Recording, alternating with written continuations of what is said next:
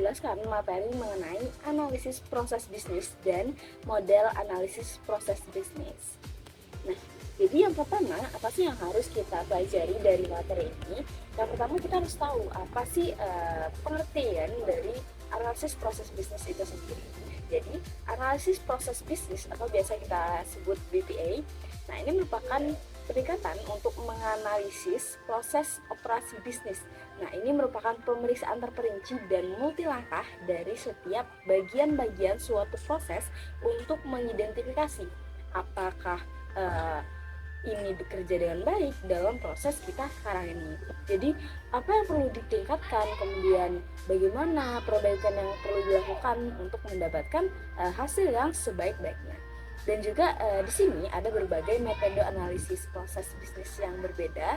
Namun semuanya ini kita bisa diterapkan, bisa menerapkan prinsip dasar bahwa sistem yang dioptimalkan akan menghasilkan hasil bisnis yang lebih baik secara keseluruhan. Selanjutnya, setelah kita memahami apa sih pengertian dari proses bisnis, lalu kita akan memahami selanjutnya apa saja manfaat dari menganalisis proses bisnis ini sendiri. Nah, sekarang manfaat. Jadi manfaat menyeluruh dari analisis proses bisnis ini merupakan fungsionalitas harian yang dioptimalkan di seluruh operasi bisnis kita, yang mana secara strategis selaras dengan tujuan bisnis dan pengambilan keputusan kita. Jadi untuk UKM, BPA ini membuat perbaikan. Jadi manfaatnya yang pertama yaitu meningkatkan efisiensi dalam proses yang ada. Jadi maksudnya BPA ini akan meningkatkan time to value untuk aplikasi produk, yang mana hal ini akan menurunkan waktu dalam siklus operasional untuk alur kerja. Jadi ini seperti orientasi karyawan dan proses penerimaan pelanggan atau pasien. Selanjutnya manfaat yang kedua yaitu mengungkapkan masalah kapasitas.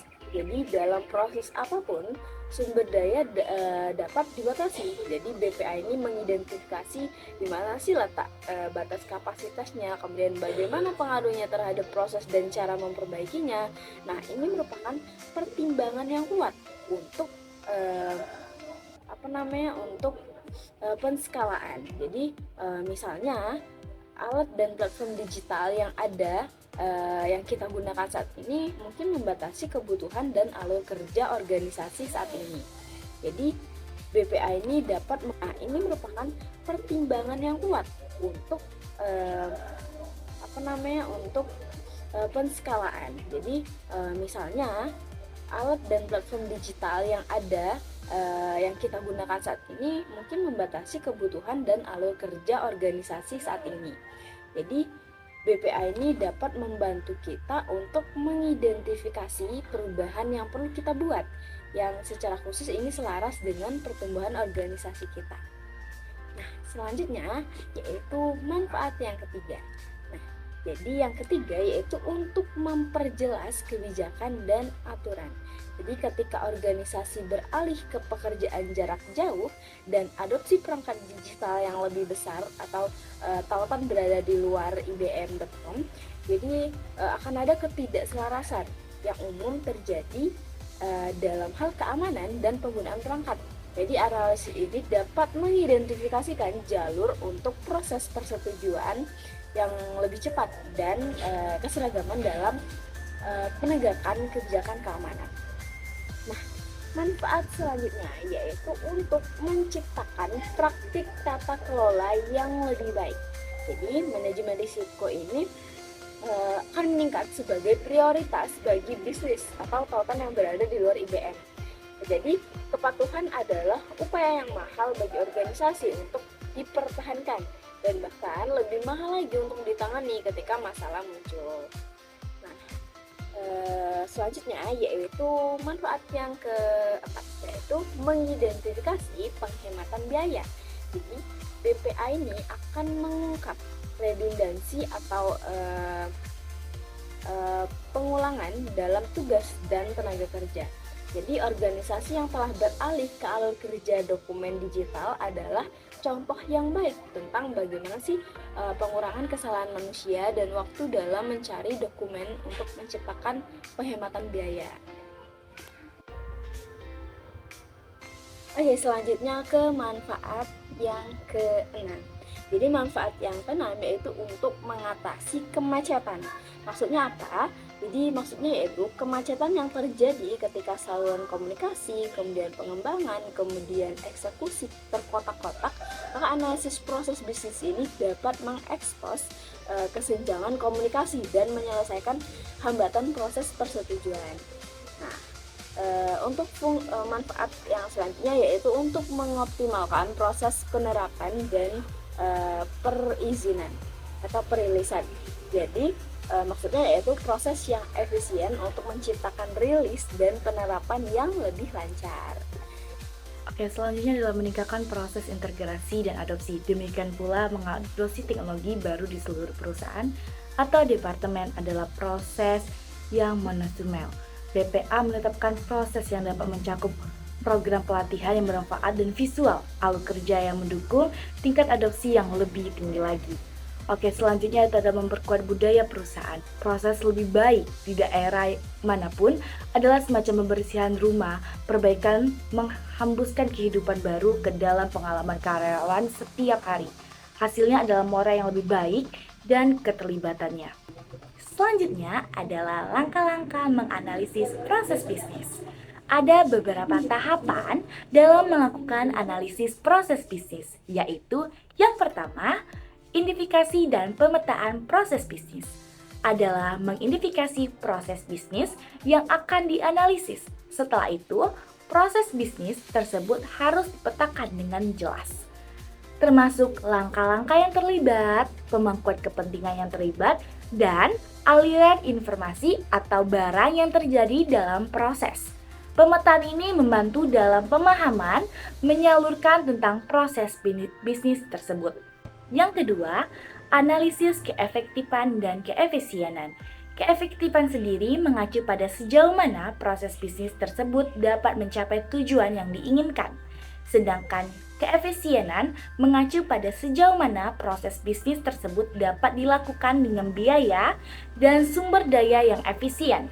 Dalam analisis ini, perlu dilakukan identifikasi masalah atau hambatan yang menghambat keefektifan dan keefisienan proses bisnis. Yang ketiga, identifikasi peluang dan peningkatan. Selanjutnya, berdasarkan analisis dari yang sebelum-sebelumnya, perlu dilakukan identifikasi peluang untuk meningkatkan proses bisnis. Peluang ini dapat mencakup penggangguan teknologi baru, perubahan dalam alur kerja, atau penggunaan sumber daya yang lebih efisien. Identifikasi peluang ini penting untuk meningkatkan kinerja proses bisnis dan menghasilkan nilai tambah bagi organisasi. Yang keempat, pengembangan solusi. Setelah peluang peningkatan diidentifikasi, langkah selanjutnya adalah mengembangkan solusi untuk mengatasi masalah atau hambatan dalam proses bisnis. Solusi ini dapat berupa perubahan dalam alur kerja, implementasi teknologi baru, atau gangguan metode atau alat yang lebih efektif lagi. Penting untuk mempertimbangkan dampak dari solusi yang diusulkan terhadap proses bisnis tersebut sebelum melakukan analisis resiko, sebelum mengimplementasikannya dalam kegiatan bisnis. Yang kelima, implementasi dan evaluasi. Tahapan terakhir dalam analisis proses bisnis adalah mengimplementasikan solusi yang telah dikembangkan dan mengevaluasi hasilnya. Implementasi solusi harus dilakukan dengan hati-hati dan melibatkan stakeholder yang terlibat dalam proses bisnis. Setelah itu, solusi yang akan diimplementasikan perlu dilakukan evaluasi untuk melihat sejauh mana solusi tersebut berhasil mengatasi masalah atau hambatan dalam proses bisnis. Materi selanjutnya yaitu adalah pengertian model proses bisnis. Model proses bisnis merupakan representasi dari fungsi-fungsi yang berkaitan dengan kegiatan bisnis sebuah perusahaan seperti masukan, kendali, keluaran, dan sumber daya bisnis. Model proses bisnis ini dapat dilakukan dengan beberapa jenis model, seperti model awal dan model situasi baru, serta dapat pula dengan menggunakan BPN dan aliran kerja lainnya. Oke, selanjutnya setelah kita mengetahui apa sih model analisis proses bisnis, apa maksudnya. Nah, sekarang kita akan menentukan bagaimana sih teknik yang digunakan untuk membuat model proses bisnis. Jadi di sini kami golongkan teknik dalam pembuatan model proses bisnis ini ada dua, yaitu ada flowchart, kemudian ada BPMN. Nah, jadi BPMN ini merupakan business process model dan notation. Nah, sini saya akan menjelaskan yang pertama, yaitu yang mengenai flowchart. Jadi flowchart ini apa?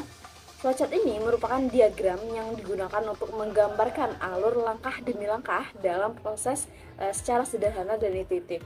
Jadi ini merupakan salah satu teknik yang paling dasar dan mudah dipahami untuk pemodelan proses bisnis. Karena apa?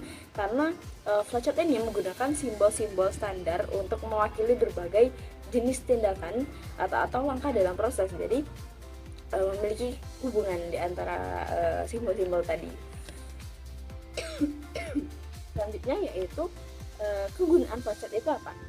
Nah, mungkin kegunaan flowchart ini tidak saya cantumkan dalam materi ini, tapi saya akan menjelaskan kegunaan flowchart ini apa saja. Kegunaan flowchart ini ada tiga, yaitu kemudahan pemahaman, yang mana karena flowchart ini sederhana dan visual. Kemudian analisis proses. Nah, yang mana ini memudahkan identifikasi langkah-langkah yang tidak perlu atau berulang.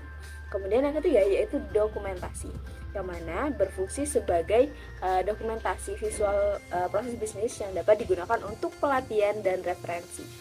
Nah, selanjutnya yang kedua yaitu teknik BPMN atau Business Process Model and Notation. Nah, jadi BPMN ini apa? Pertama kita harus mengetahui apa itu BPMN. Jadi BPMN ini merupakan standar notasi grafis yang lebih kompleks dan mendetail dibandingkan dengan flowchart. Jadi tadi flowchart ini sederhana, nah ini lebih tinggi lagi tingkatannya. Jadi BPMN ini digunakan khusus untuk permodelan proses bisnis, yang mana ini memiliki set simbol yang kaya dan aturan notasi yang dirancang untuk menggambarkan alur kerja. Nah, BPMN ini menawarkan beberapa cara yang mudah untuk mewujudkan sistem informasi dengan fitur eksekusinya. Kemudian saya juga akan menjelaskan mengenai kegunaan BPMN ini apa. Jadi kegunaan BPMN ini yang pertama yaitu untuk menyediakan cara untuk menggambarkan proses bisnis yang sangat mendetail. Nah, yang mana tadi proses sederhana dan ini lebih mendetail. Oke, yang pertama adalah identifikasi proses utama yang mengharuskan kita untuk memilih proses yang berdampak signifikan terhadap kinerja organisasi dengan memahami tujuan dan ruang lingkup model. Kita dapat memfokuskan pada aspek kritis seperti produksi dalam hal meningkatkan efisiensi. Langkah berikutnya adalah mengumpulkan informasi. Ini melibatkan metode seperti wawancara dengan karyawan, observasi secara langsung, dan analisis dokumen untuk memahami alur proses. Langkah berikutnya adalah mengumpulkan informasi. Ini melibatkan metode seperti wawancara dengan karyawan, observasi secara langsung, dan analisis dokumen untuk memahami alur proses. Hambatan dan juga aspek teknis lainnya, data dari wawancara dan dokumen, membantu merangkai proses secara detail, memastikan model yang dihasilkan efektif dan juga efisien. Nah, yang ketiga yaitu memilih teknik permodelan. Jadi untuk memilih teknik permodelan yang sesuai adalah langkah penting. Jadi dua teknik yang umum digunakan untuk memodelkan proses bisnis merupakan flowchart dan BPMN. Nah, flowchart ini cocok untuk proses yang lebih sederhana dengan langkah yang jelas, sementara kalau BPMN ini lebih sesuai untuk proses yang lebih kompleks. Jadi kalau flowchart lebih sederhana dan BPMN lebih kompleksnya. Nah, selanjutnya yaitu membuat diagram awal. Jadi membuat diagram awal ini maksudnya yaitu dengan teknik yang telah dipilih, maka langkah berikutnya yaitu membuat diagram awal proses bisnis, yang mana untuk flowchart ini akan menggunakan simbol-simbol standar seperti oval untuk awal dan akhir, kemudian persegi panjang untuk aktivitas, kemudian berlian untuk memutuskan, dan panah untuk alur. Nah, kalau di diagram ini mencerminkan alur langkah-langkah dalam proses secara logis dan mudah dipahami. Nah, sementara kalau BPMN ini menggunakan simbol seperti event membati lingkaran, kemudian activity itu persegi panjang melengkung, kemudian gateway itu berlian, dan sequence flow itu panah. Jadi untuk menggambarkan proses secara detail. Nah, diagram awal ini akan menjadi dasar untuk validasi dan revisi yang lebih lanjut. Nah, langkah selanjutnya yaitu validasi dengan pemangku kepentingan. Yang mana ini di sini kita akan mendiskusikan model awal dengan pihak-pihak terkait adalah langkah yang penting. Nah, jadi untuk memastikan bahwa model ini akan akurat dan mencakup semua aspek penting dalam prosesnya. Jadi proses ini memastikan bahwa model proses bisnis ini tidak hanya akurat tetapi juga diterima oleh semua pihak yang terlibat, yang tadi didiskusikan terlebih dahulu di awal. Selanjutnya yaitu revisi dan finalisasi. Nah, berdasarkan umpan balik yang diterima, maka kita akan melakukan revisi pada model awal. Jadi setelah tadi validasi dengan pemangku kepentingan, kemudian kita akan melakukan revisi dan finalisasi yang mana sih yang akan dilakukan yang benar-benar fixnya. Jadi setelah model direvisi, finalisasi diagram ini untuk memastikan bahwa tidak ada lagi perubahan yang diperlukan. Jadi model yang telah difinalisasikan ini akan siap untuk didokumentasikan dan dipublikasikan. Selanjutnya langkah terakhir tentu saja yaitu dokumentasi dan publikasi. Yang mana langkah terakhir ini merupakan mendokumentasikan model proses bisnis dan menyebarkannya kepada semua pihak yang berkepentingan. Jadi dokumentasi harus disimpan dalam format yang mudah diakses dan dimengerti oleh semua pihak seperti PDF atau dokumen elektronik lainnya.